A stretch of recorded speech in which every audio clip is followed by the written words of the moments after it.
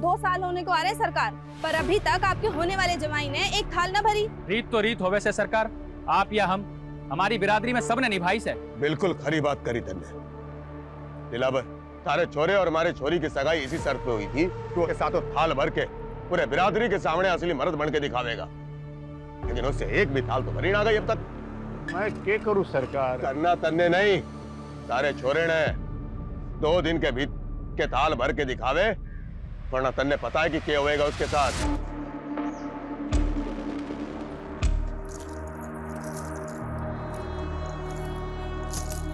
जिंदगी में कुछ कर गुजरने वाले ना इतना ज्यादा नहीं सोचते। अगर मेरी सोच तुम्हारे लिए मायने नहीं रखती है, इससे अच्छा है कि हम अपने रास्ते बदल लेते हैं। क्या? मैंने तेरा 2 साल इंतजार किया और तुम मुझसे कह रहा हम अपने रास्ते बदल ले? जो काम पिछले 2 साल में नहीं कर पाया, वो 2 दिन में कर लूंगा। करना पड़ेगा, क्योंकि मैं तेरे बिना नहीं जी सकती। और अगर कोई दूसरा रास्ता होता। दूसरा रास्ता है, लेकिन तुम उस रास्ते पे चलना ही नहीं चाहती। मैं अपने पापा की मर्जी के आगे मजबूर हूँ। और मैं अपने उसूलों के आगे मजबूर हूँ। इससे अच्छा है कि तुम मुझे भूल जाओ।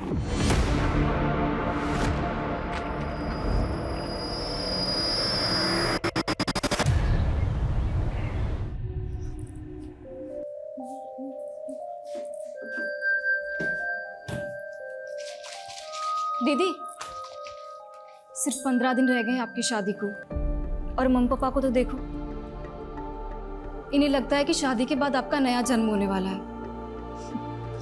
और तुझे क्या लगता है? मुझे डर लग रहा है। मैं तो मम्मी पापा की आइडल डॉटर नहीं बन पाई, और आपकी किस्मत पता नहीं आपके साथ क्या खेल खेलने वाली है। चिंता मत कर, सब अच्छा होगा। और तुझे भी कुछ नहीं होने दूंगी मैं, ठीक है? जग गई तू? हाँ मम्मी, साइकिलिंग के लिए जा रही हूँ। अच्छा सुन ना, हाँ घर जरा जल्दी आ जाना, 11 बजे तक हमें जयपुर निकलना है। और तुझे पता है तेरी शादी का लहंगा रेडी हो चुका है, और बाकी की जो शादी की शॉपिंग बची है ना, आज जयपुर में कर लेंगे।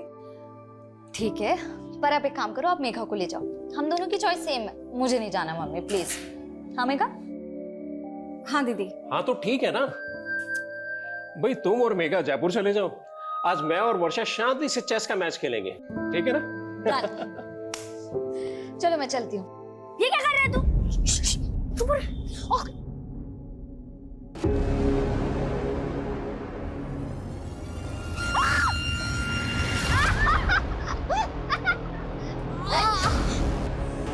सॉरी दीदी, ये सब विहान ने। वर्षा, अरे ऐसे कैसे गिर गई? दीदी दीदी ऐसे कैसे गिर गई? ये तुम दोनों की शरारत है ना? हाँ रुको, तुम्हारी मम्मी को बताती हूँ अभी मैं। रुक जा। मेघा छोड़। मिताली देख तेरे बच्चों की करतूत। अरे मम्मी छोड़ो ना, बच्चे हैं, ठीक हूँ मैं। अरे बच्चे हुए तो क्या हुआ? तुझे चोट लग जाती तो? अरे हाँ दीदी, आप बिल्कुल ठीक कह रहे हो। कियान, ये क्या किया तुमने? हाँ मम्मी, मैंने कुछ नहीं किया, ये सब विहान का प्लान था। कियान, तुम हर बार अपनी सारी गलतियां विहान पे डालते, तो सुधरते क्यों नहीं हो? छोड़ो छोड़ो, ऐसे नहीं करते, बच्चे करते हैं, कोई बात नहीं, ठीक हूँ मैं।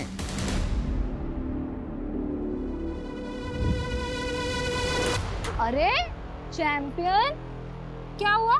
मैंने तुम्हें सेव कर लिया था ना, तब भी गुस्सा हो? वर्षा दीदी, मैं आपसे गुस्सा नहीं, ये सब विहान की और स्मार्टनेस है। और मम्मी विहान की हर मिस्टेक पे मुझे डांटती है। बोला था ना आपको, सौतेली माँ सौतेली ही होती है। अरे नहीं कियान, ऐसे नहीं बोलते। पर मैं हूँ ना। पर आप तो शादी करके अपने हस्बैंड के पास चली जाओगे, क्या आप मुझे अपने साथ नहीं ले जा सकती हो? अगर पॉसिबल होता ना तो जरूर ले जाती, लेकिन तू जानता नहीं है अभी मैं कितनी दूर जाने वाली हूँ। पर आपका फियांसे तो थोड़ा ही दूर रहता है। तू नहीं समझेगा अभी कि मैं कहाँ जाने वाली हूँ।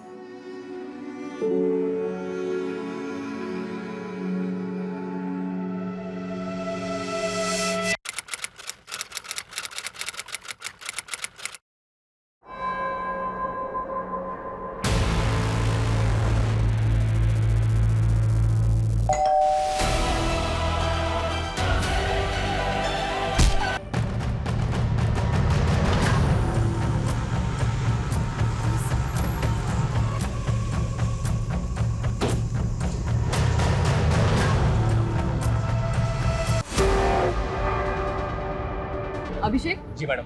आप ही ने कॉल किया था? जी मैडम, हम लोग जगदीश भाई साहब के पड़ोसी हैं और इनकी मेट सुबह जब काम पे आई तो इसी ने सबसे पहले सब कुछ देखा। ये जगदीश की फैमिली में और कौन कौन है? अब जगदीश भाई साहब की पत्नी और उनकी छोटी बेटी, वो दोनों कल जयपुर गए थे वर्षा की शादी की शॉपिंग के लिए। देख के लग रहा है जैसे घर में लूट भी हुई है। तो शायद उंगली में अंगूठी होगी, निकल नहीं रही होगी तो उंगली काट दी और उनके गले में चेन का निशान है। आप लोगों को शक है किसी पे? कौन जगदीश और उनकी बेटी को इस तरह से मार सकता है? नहीं मैडम, हमें तो इस बारे में कोई अंदाजा नहीं है। पर आप तो पड़ोसी है ना, रात को शोर झगड़ा कुछ तो सुना होगा आपने। नहीं मैडम, ऐसी तो कोई आवाज नहीं सुनी हमने। सर फोर्स्ड एंट्री के तो कोई साइन नहीं दिख रहे। लग नहीं रहा है कि कोई जबरदस्ती घर में घुसा। कहीं ऐसा तो नहीं है कि एंगल पर्सनल है और इसे लूट की शक्ल देने की कोशिश की गई है? एक काम करो, घर अच्छे से स्कैन करवाओ और फोरेंसिक बुलवाओ। साहब सर, जगदीश की पत्नी और छोटी बेटी कल रात जयपुर में थे, रास्ते में पहुंचते होंगे। ठीक है। सर ये देखिए,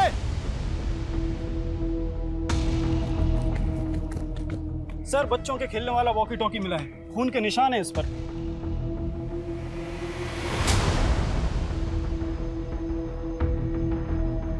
घर में कोई बच्चा भी है? नहीं सर, ऐसा तो कुछ पता नहीं चला।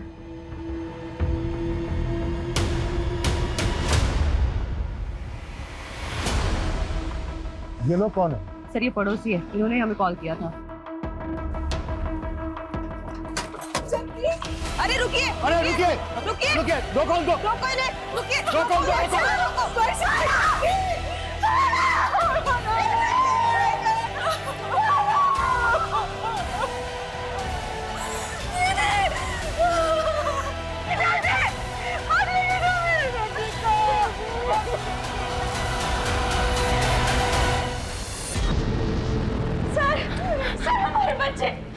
सर हमारे बच्चे गायब हैं। आपके बच्चे गायब है मतलब? सर हमारा बड़ा बेटा कियान और छोटा बेटा विवान दोनों घर पे नहीं है। एक मिनट, अभी तो आप दोनों यहीं पे थे, तब तो आपने कुछ बताया नहीं था और अभी अचानक से आपके बच्चे भी गायब हो गए। सर वो वॉकी टॉकी हमारे बच्चों का है सर। उसको जैसे ही देखा कुछ समझ नहीं आया तो उन्हें देखने घर चले गए सर, लेकिन वो घर पे नहीं है सर। एक मिनट, वॉकी टॉकी आपके बच्चों का तो यहाँ कैसे है? सर यही समझ नहीं आ रहा है सर। सुबह सुबह ही हम दोनों यहाँ आ गए थे, हमें लगा बच्चे अपने कमरे में सो रहे होंगे, लेकिन वो घर पे नहीं है सर। हमें कुछ समझ में नहीं आ रहा सर, आप हमारे बच्चे ढूंढ के दीजिए। सूरज, एक बार फिर घर अच्छे से चेक करो। Quick sir.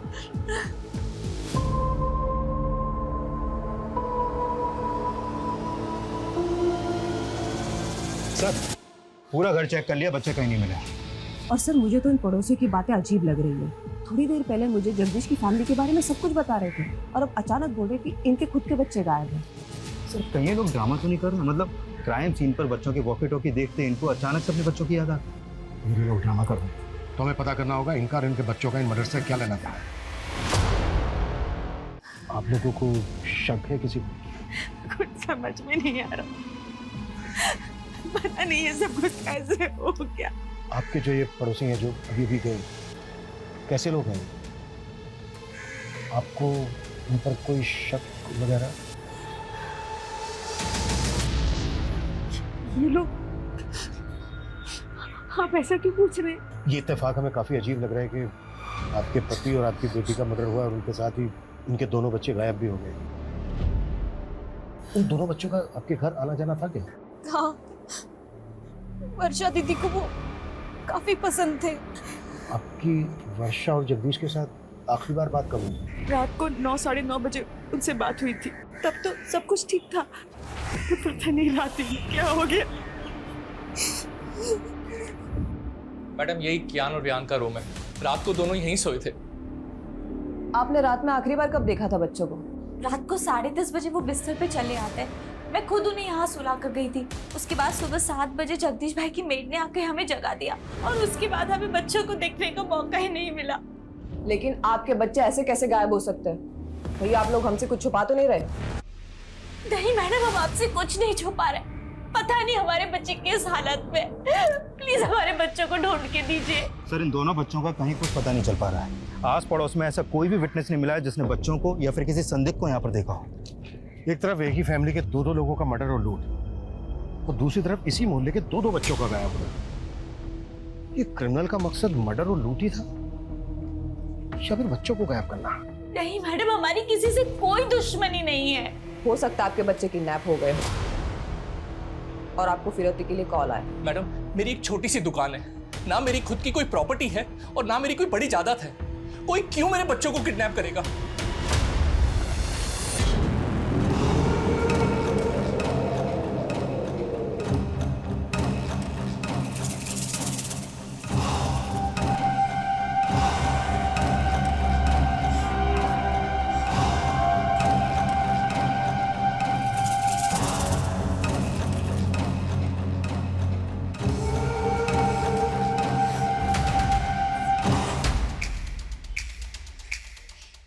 सुन, तूने मेरे पापा और बहन को मारकर बिल्कुल भी अच्छा नहीं किया है। बहुत सह लिया मैंने तुझे, बहुत। अब तू देख, तुझे छोड़ूंगी नहीं मैं। तूने मेरे पापा और बहन को मारकर बिल्कुल भी अच्छा नहीं किया है। बहुत सह लिया मैंने तुझे, बहुत। तुझे छोड़ूंगी नहीं मैं।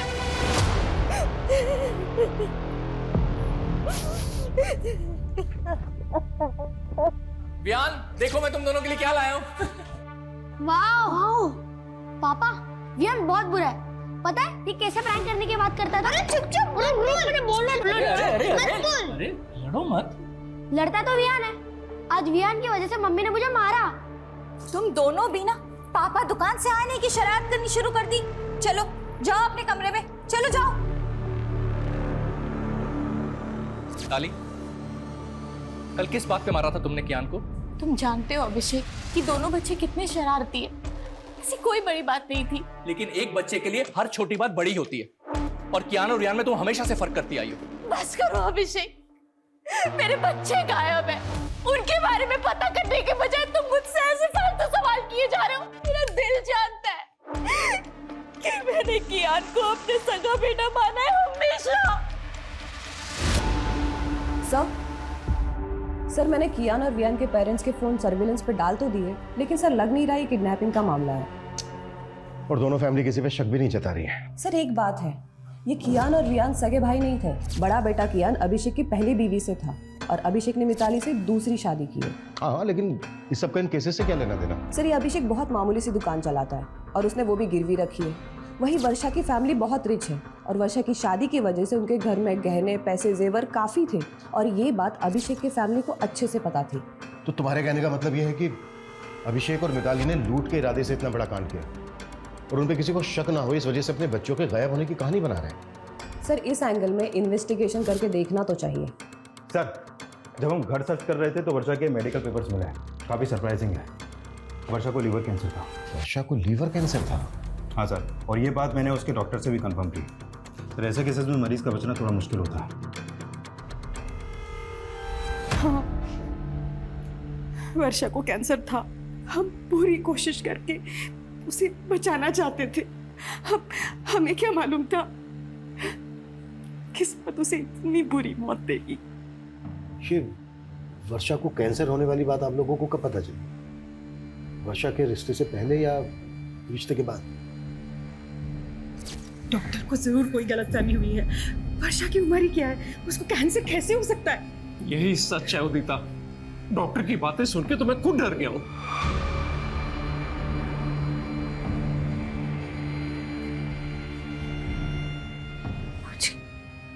कैंसर है। अरे नहीं बेटा, वो डॉक्टर को जरूर कोई गलतफहमी हो गई होगी। तो ठीक हो जाएगी बेटा, तुझे कुछ नहीं होगा, तो ठीक हो जाएगी। हाँ वर्षा बेटा, तो बिल्कुल ठीक हो जाएगी। अभी तो हमने तेरी शादी कर रही है, तेरे बच्चों के साथ खेलना है हमने। वर्षा तो ये शादी करना ही नहीं चाहती थी, पर हमारे गुरुजी ने कहा था कि अगर उसकी शादी हो जाती है तो उसका भाग्य उसके पति के साथ जुड़ जाएगा और उसको एक नया जीवन मिलेगा। लेकिन आपने वर्षा के होने वाले पति और उसकी फैमिली से वर्षा को कैंसर है ये बात छिपाई। पर हमने नहीं सोचा था कि हमारी बेटी इस तरह हमें छोड़ के चली जाए। सूरज, यस सर, वर्षा के होने वाले पति और उसकी फैमिली की बैकग्राउंड पता करवाओ। सर, सवाल ऑब्वियस है, कहीं वर्षा के होने वाले पति और उसकी फैमिली को पता तो नहीं चल गया था कि वर्षा को कैंसर है? ये बात वर्षा की फैमिली ने उनसे छुपाई। अगर ऐसा था तो रिश्ता तोड़ सकते थे, क्या इसके लिए वो 2-2 मर्डर करेंगे?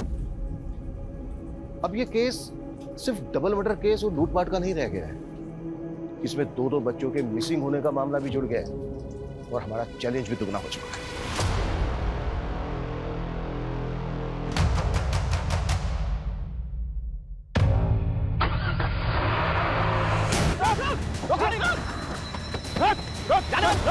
निकल बाहर। कहाँ भाग रहा है? निकल, निकल। क्या हुआ? चल निकल। इधर भाग। हाँ? चलिए ये बता वो क्या है? पीछे पीछे डी। क्या हो गया?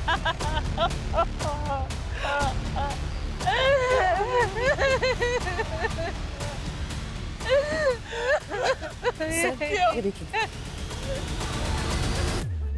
और सर ये इसी के फादर के वैन के नीचे मिली है। सुबह से हमसे बोल रहे थे कि बच्चे गायब है, बच्चे गायब है, और ये अपने बच्चे की डेड बॉडी अपनी वैन के नीचे छुपा के रखी है। ये आप क्या बोल रहे हैं सर? मेरी कुछ समझ में नहीं आ रहा सर। लेकिन हमारी सब कुछ समझ में आ रहा है। फिर घर में लूट की, और जब ये सब कुछ बच्चों ने करते हुए देख लिया तो फिर बच्चों को भी मार डाला। ये आप क्या बोल रहे हैं सर? फिर तूने अपनी वैन यहाँ पर छुपा के क्यों रखी है? मैं तो रोज ही गाड़ी यहाँ पार्क करता हूँ। जिसने भी मेरे बच्चे को मारा होगा जानबूझकर मेरी ही गाड़ी के नीचे बॉडी छिपा दी होगी। अब तेरी पोल खुल गई तो तू कहानी बना रहा है। मेरे एक बच्चे की लाश पड़ी है, मेरे दूसरे बच्चे का हाथ पता नहीं है, और अब हमें सुनाए जा रहे हैं। हम हमारे बच्चे को क्यों मारेंगे? क्यों मारेंगे?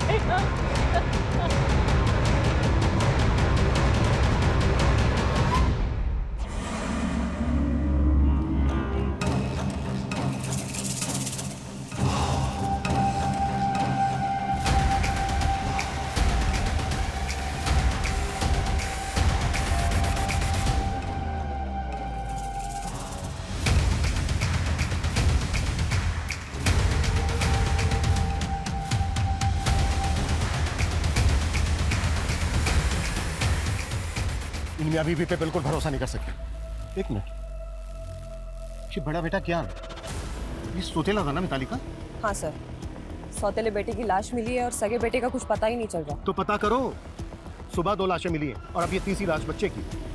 पूरा घर स्कैन करो और ये भी चेक करो कि ये किस किस के कांटेक्ट में है। अगर इस समय ये लोग शामिल हैं तो उन्होंने चोरी का माल कहीं छुपा के रखा होगा। Yes sir.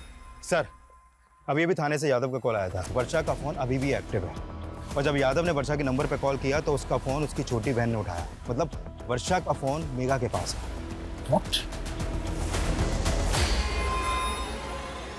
तुम जयपुर गई थी ना मेघा? जी। तो फिर वर्षा का मोबाइल फोन तुम्हारे पास कैसे आया? सर आप गलत समझ रहे हैं। मैं जब जयपुर गई थी तब मैंने खुद ने ही वर्षा दीदी से उनका फोन मांगा था। क्यों? सर मुझे वर्षा दीदी के फोन का कैमरा पसंद था और फोन पूरी रात मेरे पास ही था।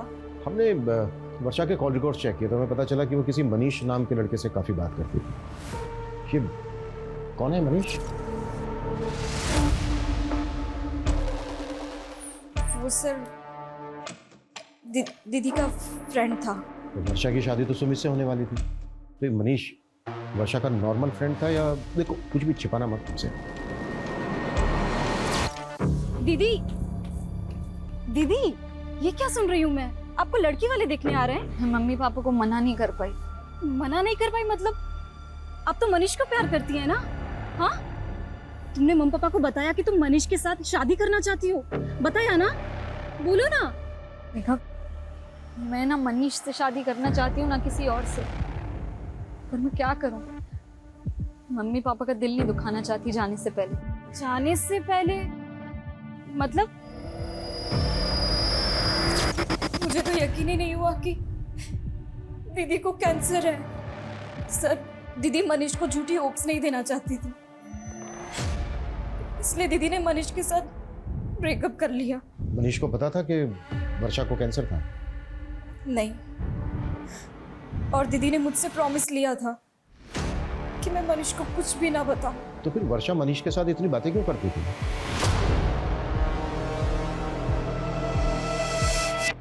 मुझे मालूम था तू मुझे छोड़ ही नहीं सकता। अरे तू रो रहा है? तुझे तो खुश होना चाहिए कि अपना रिश्ता एक नहीं, दो नहीं, बल्कि 4 कदम आगे बढ़ गया है।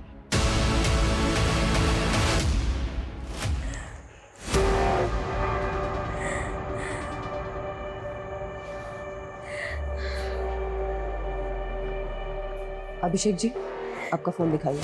फोन में आपको क्या देखना है मैडम? आपका फोन दीजिए प्लीज। ये लीजिए। मेरी तो समझ में नहीं आ रहा मैडम कि मेरे छोटे बच्चे को ढूंढने की बजाय आप लोग मेरे घर में और मेरे फोन में क्या ढूंढ रहे हैं। ये लीजिए, और हमें बिना बताए कहीं जाएगा मत।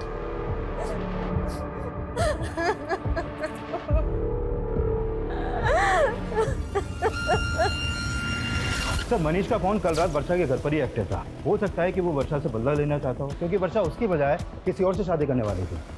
बुलाओ इस मनीष को। और आप मेरी वर्षा की मदर से बात हुई। उनका कहना है कि पहले उनके साथ जयपुर वर्षा जाने वाली थी, लेकिन बाद में मेघा उनके साथ गई। मतलब अगर वर्षा जयपुर जाती तो उसके फादर के साथ वर्षा का नहीं, मेघा का मर्डर होता। पॉसिबल है।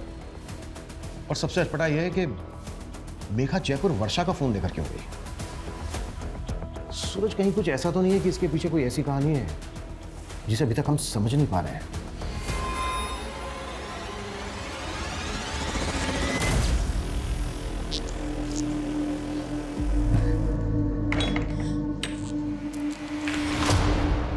कहाँ से आ रही है तू इतनी रात को? झूठ मत बोलना। मैं रोज देख रही हूँ तू रात को ऐसे चोरी छुपे घर से बाहर निकलती है। चल क्या रहा है मेघा? वो दीदी,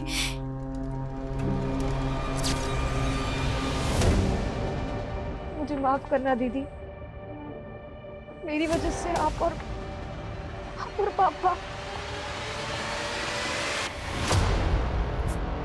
जितना टाइम लेगा ना सच कबूल करने में, उतनी ज्यादा दिक्कत होगी तुझे।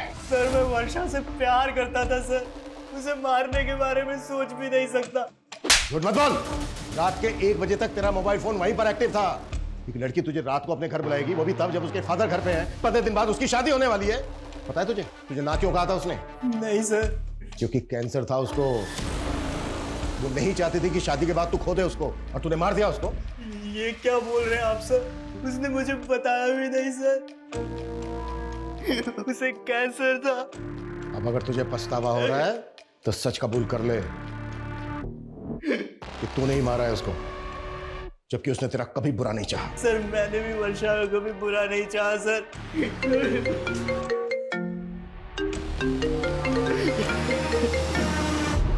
हाँ सूरज। सर, टॉप रोड के पास दूसरे बच्चे की लाश मिली है। सर, विहान की लाश देख के लग रहा है कि इसका मर्डर भी कल रात को हुआ है। लेकिन सर, विहान की लाश वर्षा और क्यान के घर से करीब 1 किलोमीटर दूर टोंक रोड पे मिली है। तो हो सकता है कि इसका मर्डर कहीं और किया गया हो और फिर बॉडी को यहाँ पे लाके डंप कर दिया गया। एक बच्चे की लाश मिली है अभिषेक की वैन के नीचे। अगर अभिषेक को ये सब कुछ करना होता तो वो दोनों बच्चों की लाशें डंप करता। सवाल ये भी है कि इन दोनों बच्चों के मर्डर्स का जगदीश और वर्षा के मर्डर से क्या कनेक्शन है?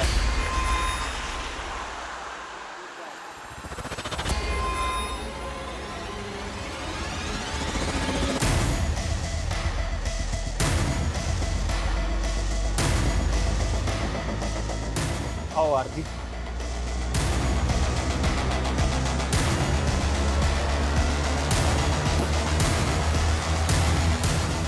कल मैं पहले वर्षा से उसके घर पे नहीं मिला था। वर्षा के फादर के सो जाने के बाद वो घर से निकली थी, और फिर कल रात हम 11 बजे हाईवे के पास मिले थे। हाईवे के पास? जी सर। क्यों? तुमने मुझे ना कहने की वजह नहीं बताई, लेकिन आज इतनी रात को यहाँ मिलने की क्या वजह है? कहीं ऐसा तो नहीं तुम मेरे साथ भागना चाहती हो? तो अभी भी सपनों में ही है मनीष। सपने दिखाए भी तो तुमने थे और तोड़ भी तुमने दिया। हेलो, हाँ मैं हाईवे के पास आ गई हूँ, पैसे लेकर आ जाओ। इतनी रात को किसके पैसे देने हैं? आखिर चल क्या रहा वर्षा? एक लड़का मेघा को ब्लैकमेल कर रहा है। क्या?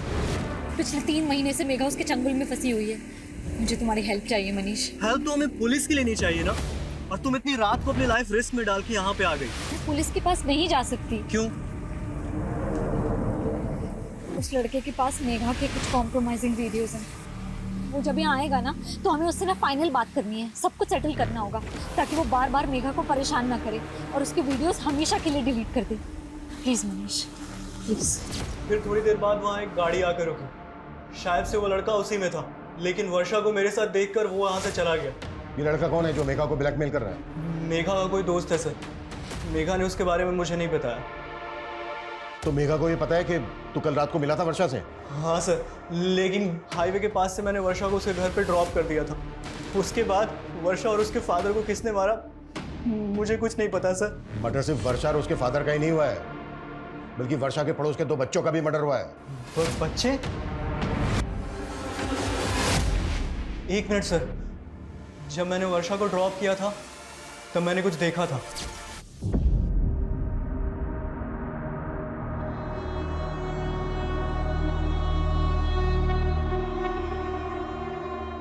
ये बच्चे थे? हाँ सर, यही दोनों बच्चे थे। क्या कर रहे थे वहां पर? नहीं मालूम सर।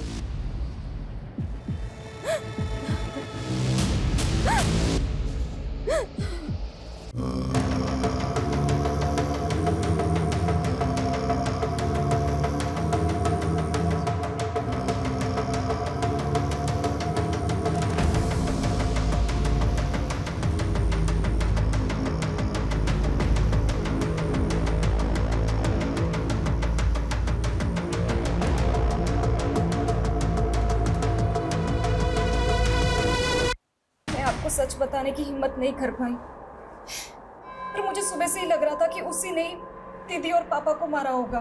कौन है वो लड़का? देवांश। कौन देवांश?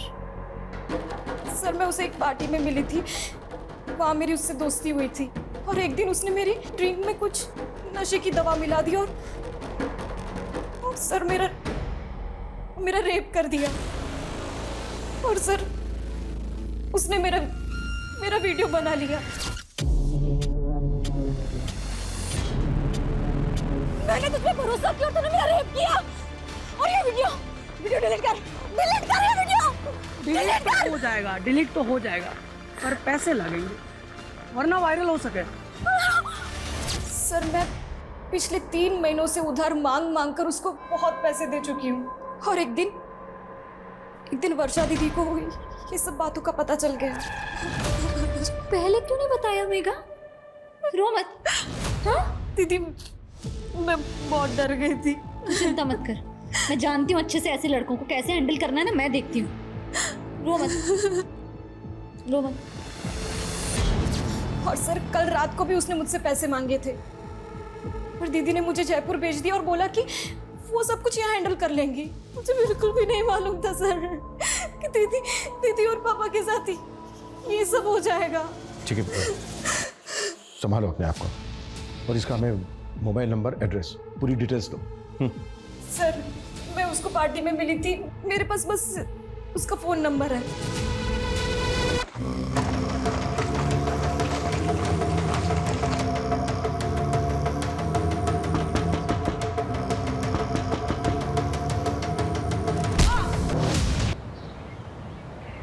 सर, देवांश का नंबर आदर्श नगर के एड्रेस पर रजिस्टर्ड है, लेकिन उसका घर भी बंद है और उसका फोन भी। हमने उसका लुकआउट नोटिस जारी करवा दिया है। गुड। सर, गौतम नगर में और एक फैमिली का मर्डर हुआ। व्हाट? हो क्या रहा है?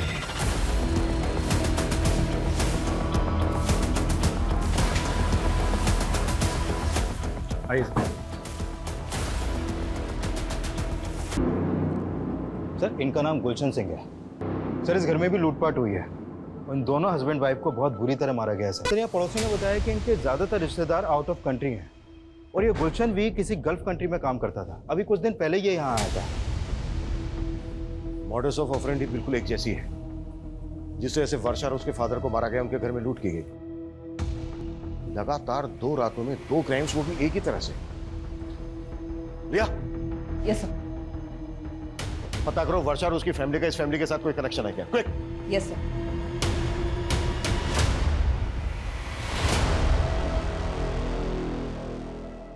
सब क्या आप पुराने गहने खरीदते हो? हाँ, कैसे गहने? सोने के। दिखाओ।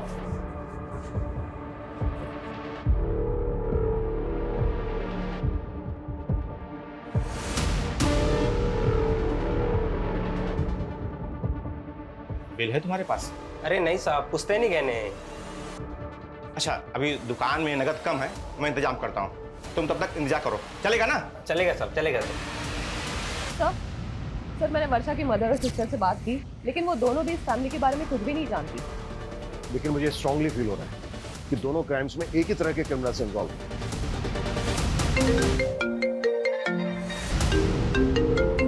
हाँ बोलो सर। गणेशपुरा में एक आदमी एक ज्वेलरी शॉप पे कुछ गहने बेचने आया था। दुकानदार को उस पर शक हुआ तो उसने हमें फोन किया था। हमने उस आदमी का अरेस्ट किया है। गुड।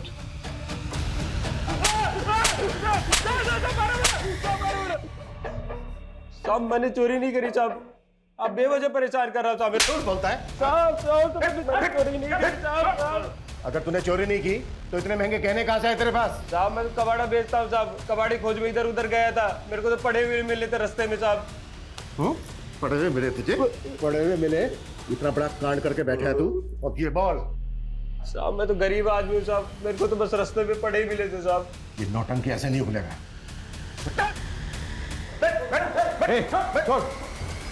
पैसे दे, पैसे दे मेरे, पैसे दे, ये पैसे। हमारी बेदड़ी है बेदड़ी। सर मेरा पति राक्षस है, राक्षस। राक्षस बोलेगी? पीछे साहब ये मुझे रोज मारता पीटता है साहब, इसे जेल में डाल दो। जेल में?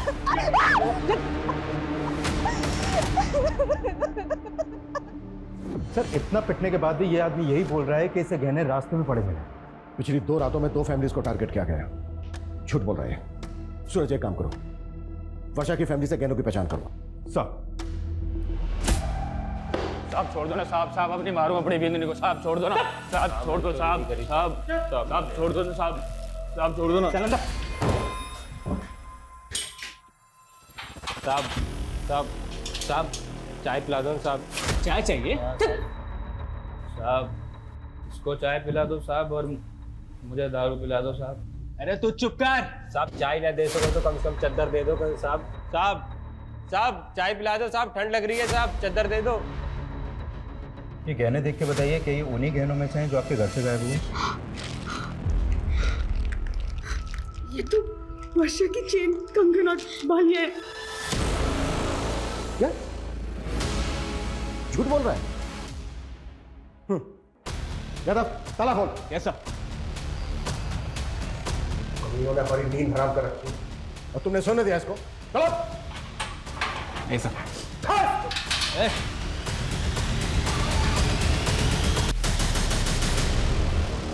सर ये तो मर गया।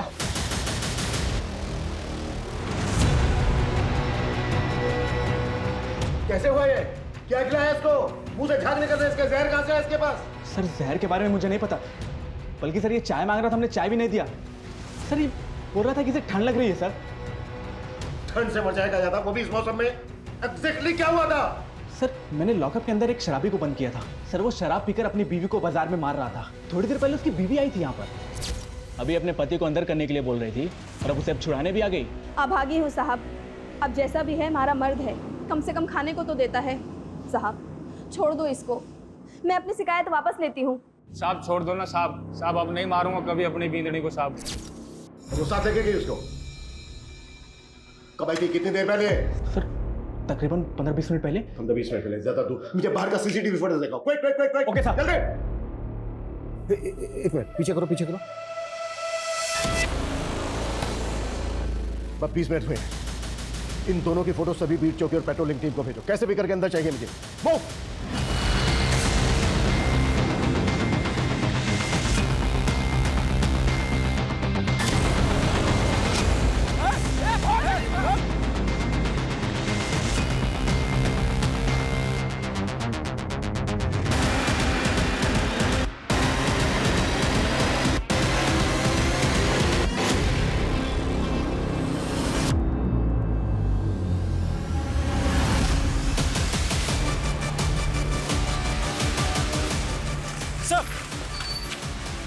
सर इस तरह।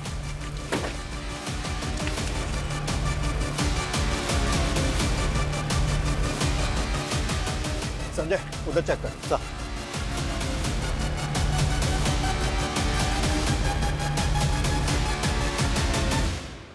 देख अब हम इनसे बच नहीं पाएंगे, तू कबीले पहुंच, मैं इनका ध्यान भटकाता हूँ। आप अपना ध्यान रखना। मैं ख्याल रखूंगा, तू पहुंच।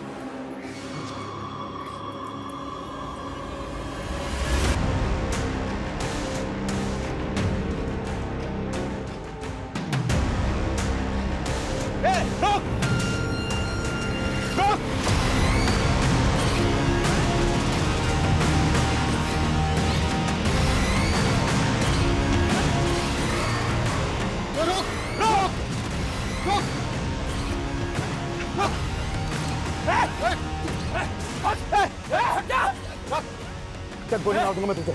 देख मार दूंगा मैं। चाकू नीचे रख। चाकू नीचे रख। देख गोली मार दूंगा मैं तुझे।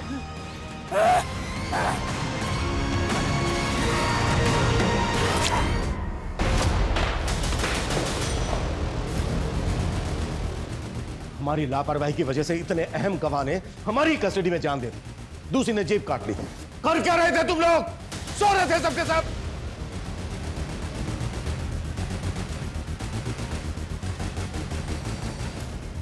ये कोई आम लोग नहीं है, बहुत खतरनाक गिरोह है। इतना खतरनाक इन्हें अपने गिरोह के लिए अपनी जान की भी परवाह नहीं है।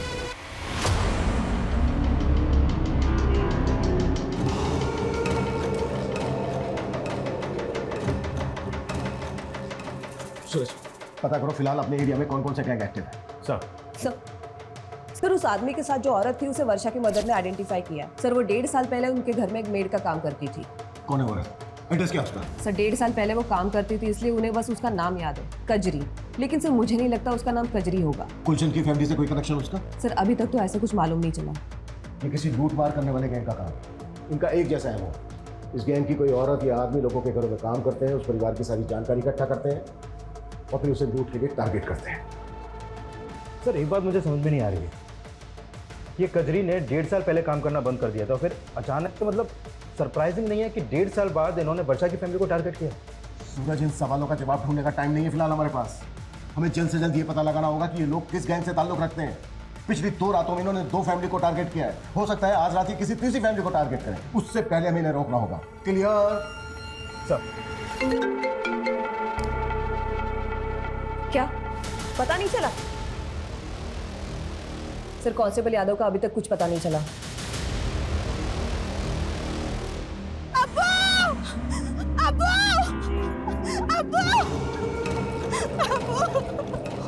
क्या हुआ कजरी?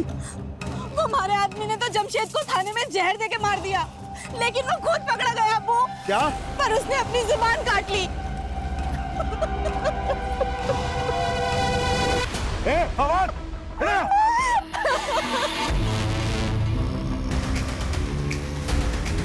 सुना तुमने? एक हमारा दामाद हुआ, गिरोह की पोल ना खुले इस वास्ते अपनी जबान काट ली। और एक तू है। सीधा खड़ा रह। सरदार! चल बाहर निकल। चल। और कौन कौन आया तेरे साथियों? अरे बोल! बोल!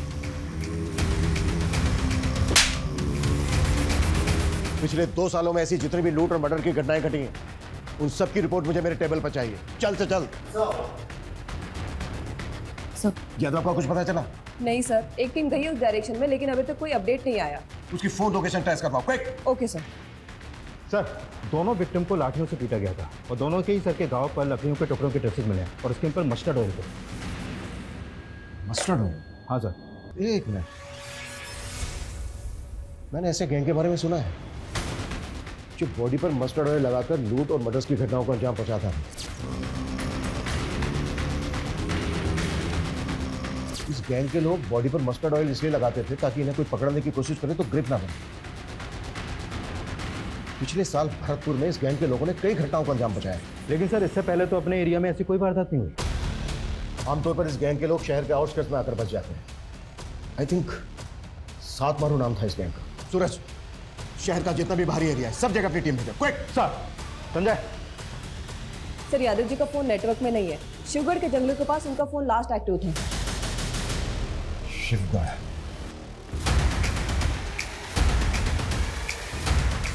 यो पुलिस वाला अड्डा तक पहुंच गया है। बाकी के पुलिस वाले भी हमने ढूंढते हुए यहाँ तक आवेंगे। हमने जल्दी से जल्दी यहाँ से निकलना होगा। जी सरकार। शर्त पूरी ना करी तुमने।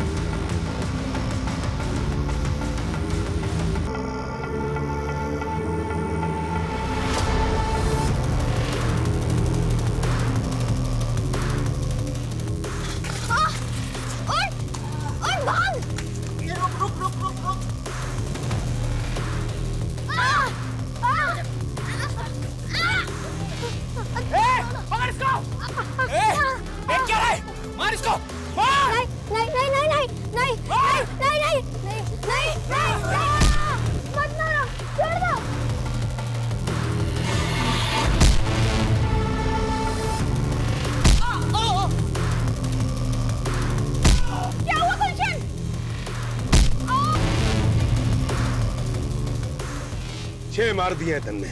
सातवां थारे सामने खड़ा है।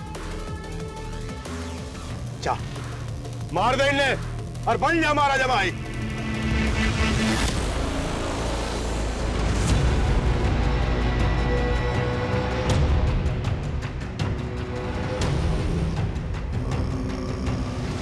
मार फवाद, इसको मार।